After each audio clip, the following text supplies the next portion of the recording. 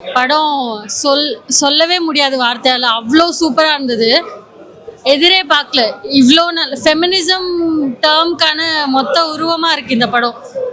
இது வரைக்கும் ஃபெமினிசம் எப்படி எப்படியோ பார்த்துருக்கோம், இவ்வளோ கிளியராக, இவ்வளோ சூப்பராக, இவ்வளோ எளிமையாக பார்த்ததில்ல. பயங்கரமாக இருந்தது. ஒரு 100 crores செலவு பண்ண ஒரு கமர்ஷியல் மூவி கூட இவ்வளோ ஸ்ட்ராங்கான ஒரு மெசேஜ் சொல்லி நான் இது வரைக்கும் பார்க்கல. அவ்வளோ சூப்பராக இருந்தது. இந்த கடைசி விவசாயி எல்லாம் படம் தியேட்டரில் மிஸ் பண்ணிட்டு அப்புறம் நார்மலாக வந்த அப்புறம் எல்லாரும் புகழ்ந்தாங்கல்ல, இதெல்லாம் தியேட்டரில் கொண்டாட வேண்டிய படம். மெயினாக இந்த ஆண்கள் தியேட்டரில் பார்க்க வேண்டிய படம் இது. சூப்பர் ஸ்டார் அவங்க. ஆக்சுவலி இந்த 2026ஓட சூப்பர் ஸ்டார் ராதிகா தான். அவ்வளோ அவசமாக இருந்தது, எதிரே பார்க்கல, சொல்றதுக்கு வார்த்தையே இல்லை, அவ்வளோ சூப்பராக இருந்தது மூவி. எல்லாமே அவசமாக இருந்தது. ஆக்சுவலி அப்போ பார்க்கும்போது கமல் சாரோட மேக்கப் அவ்வளோ இதுவாக இருந்தது. இவ்வளோ எக்ஸாக்டாக எங்கள் ஊரில் பாட்டிகள் பார்க்கும்போது எக்ஸாக்டாக இப்படியே தான் இருந்தாங்க. ஒரு குறை சொல்ற மாதிரி ஒண்ணுமே இல்லை, எல்லாமே டிப் டு டோ சூப்பரா இருந்தது பார்க்க. எல்லாரோட பெர்ஃபார்மன்ஸ் எல்லாருமே ஆக்சுவலி சூப்பர் பெர்ஃபார்மன்ஸ் தான், எங்கேயுமே தனித்துவமா அவங்க தெரியல. இதே மாதிரி தான் இந்த படத்துல எல்லாரோட பெர்ஃபார்மன்ஸும் சூப்பரா இருந்தது. பட் ராதிகா தூக்கி சாப்பிட்டாங்க எல்லாரையுமே. கண்டிப்பா பார்க்கணும். ராதிகா சரத்குமாருக்கு கரியர் பெஸ்ட் இந்த படம். விடாது கருப்பில் வந்த பேச்சு கிழவி மாதிரியான ஒரு கேரக்டர் மிரட்டியிருக்காங்க. அவங்கள பார்த்தாலே பயம் வரும், அந்த மாதிரியான ஒரு கேரக்டர். பட் அவங்கள பார்க்கும்போது எல்லாருக்குமே அவங்களோட ஆத்தா ஞாபகம் வரும், ரொம்ப மிஸ் பண்ணுவாங்க. சிவகுமார் இன்னொரு 50 வருஷமாக தமிழ் சினிமாவில் இருப்பார். அந்த மாதிரி ஒரு கதை எழுதியிருக்காரு. காஸ்டிங் அவ்வளோ பர்ஃபெக்டாக இருந்துச்சு. தமிழில் இருக்க ஆகச்சிறந்த துணை நடிகர்கள் எல்லாரையும் மொத்தமாக போட்டு பண்ணியிருக்காரு. சூப்பராக இருக்குது. ஒரு கே பாலச்சந்தர் எழுதின படத்தை பாரதிராஜா இயக்குனா எப்படி இருக்கும், அப்படி இருக்குது. பொங்கலுக்கு லீவுக்கு ஊருக்கு போயிட்டு செலிப்ரேட் பண்ணிட்டு ஒரு மனநிறைவோட வருவோம்ல, அந்த மாதிரி ஒரு மனநிறைவு இருக்குது இந்த படத்தில். இது நம்மளோட வாழ்வியல் மண் சார்ந்த ஒரு படம். ரொம்ப நாள் ஆச்சு கடைசியாக பாரதிராஜா எடுத்தது தான் இவ்வளவு மண் சார்ந்த ஒரு படம். ஒரு மண் சார்ந்த ஒரு படம். அதில் அசுரனில் அவ்வளவு பஞ்சா சொல்கிற கிளைமேக்ஸில் வர டைலாக்லாம் இதில் போகிற போக்கில் சொல்லிட்டு போயிடுறாங்க. ஆனால் அதுவுமே பயங்கரமான ஒரு இம்பேக்டை ஏற்படுத்துது. நம்ம மக்கள் நம்மளோட வாழ்க்கையே பதிவு பண்ணியிருக்காங்க. செம்மையாக இருக்குது. அவங்க ராதிகா மாதிரியே தெரியல, அவங்க நடிப்பில் அப்பப்போ அந்த கொஞ்சம் மாதிரியான அந்த குழந்தைத்தனம் வந்துட்டு போகுது. மற்றபடி ராதிகா மாதிரியே தெரியல, அவங்க அப்படியே அந்த பவுனு தாயாக தான் வாழ்ந்துருக்காங்க. அவ்வளோ சூப்பராக, எல்லாருமே சூப்பராக. ஒரு சீன் எமோஷனலாக வருது, நம்ம அழுதுட்டு இருக்கும் போது அடுத்து காமெடி வந்துடுது. மாற்றி ஒரு ரோலர் கோஸ்டர் ரைடு மாதிரி இருந்துச்சு. ரைட்டிங் சூப்பராக இருந்துச்சு. தாராளமாக தியேட்டரில் எல்லாருமே பார்க்கணும்.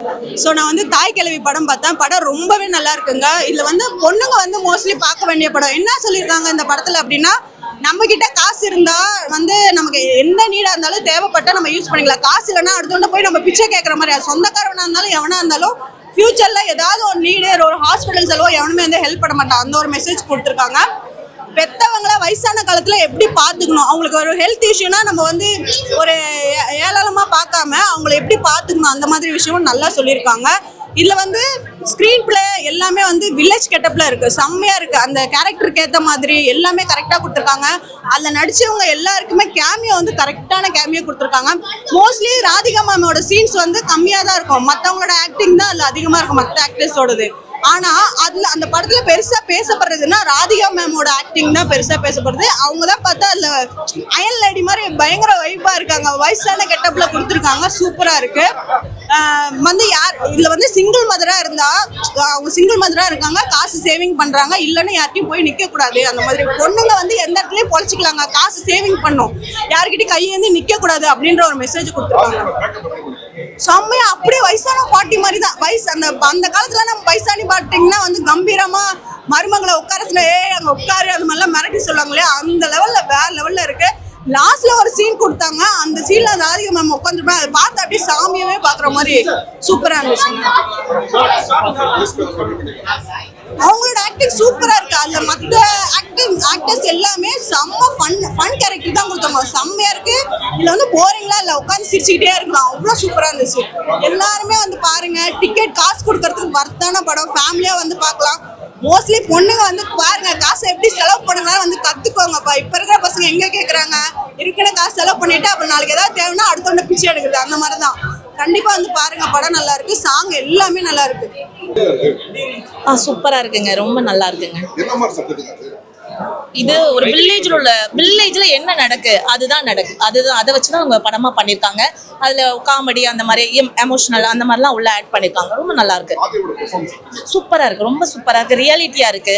ஒரு வில்லேஜ்ல ஒரு அப்பதா ஒரு கேரக்டர் எப்படி இருக்குமோ அதை அப்படி கொண்டுட்டு வந்திருக்காங்க. ரொம்ப நல்லா இருக்கு, சூப்பரா இருக்கு. தெரியவே இல்லை சார், ரொம்ப நேச்சுரலா இருக்கு, தெரியல. நல்லா இருக்கு சார்.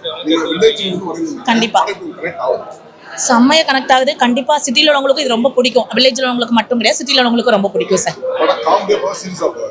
இல்ல காமெடியா, ஆனா ரொம்ப கொஞ்சம் டச்சபிளா இருக்கு, கொஞ்சம் எல்லாருக்குமே உணர்த்த மாதிரி தான் இருக்கு. நல்லா இருக்கு. அதுல அந்த கடைசி அந்த அவங்களுக்கு மேரேஜ் பண்ணி வைக்கிறதெல்லாம் ரொம்ப நல்லா இருக்கு.